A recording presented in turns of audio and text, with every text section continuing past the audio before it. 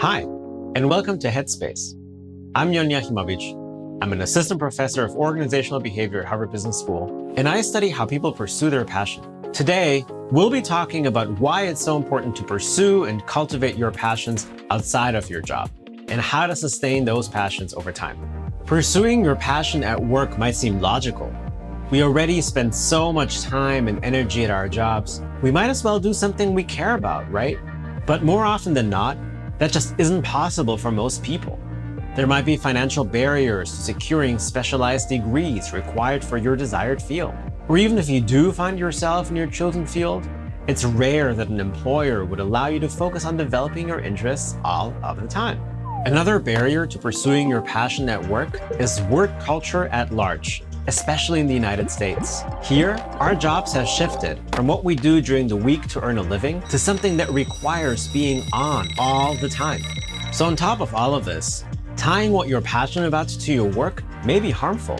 Some studies have shown that if you're placing all of your self-worth into your job, you may find it harder to switch off after work hours and engage in outside interests or activities that promote stress reduction and increase creativity.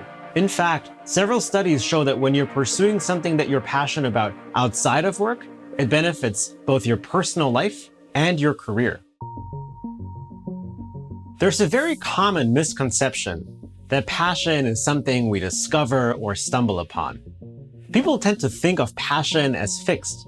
You either have it or you don't. This leads us to trying out many different things, looking for the one that will instantaneously ignite our passion fire. And then we feel discouraged when that doesn't happen. Research has shown that those who believe passion is fixed give up more easily on new pursuits if they seem difficult. By doing so, those folks forfeit the chance to actually grow and nurture that passion.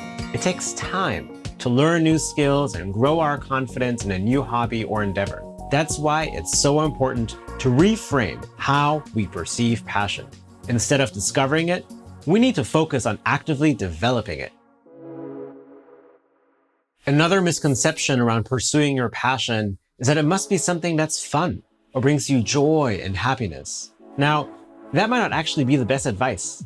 In one study my team and I conducted, we found that people who thought pursuing their passion meant following what they enjoyed were less likely to be successful in their passion pursuit than those who focused on what they cared about. So here lies a subtle yet significant distinction between the two mindsets. Focusing on what you love means you're pursuing what makes you happy, and focusing on what you care about means you're aligning your passion to your values and your impact. If you just focus on following happiness, you might not stick with your chosen passion endeavor over time. And this is because passion is dynamic in nature and waxes and wanes over time.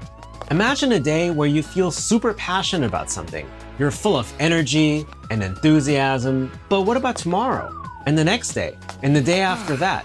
You'll probably feel exhausted since it's hard to sustain the same intense levels of passion every single day. When your passion is framed as something you care about or is important to you, you're more likely to stick with it through the ebbs and flows. Try and give yourself the time and space to figure out what your non-work passion might be. Is it rekindling a dormant hobby, like crafting or playing an instrument? Perhaps it's getting more engaged with your local community or finding ways to support those in need. Schedule time for it. Create a ritual around it. Get folks in your circle to keep up with your progress so you have a support network. No matter what your passion is, try to put time and energy into it throughout the week so it sticks for the long haul. So while we can't always control our responsibilities at work or even at home, we can try to take control back on how we spend the rest of our time. And some of that time can be well spent on developing our passion. I'm Jon Jachimowicz. Thank you very much for watching.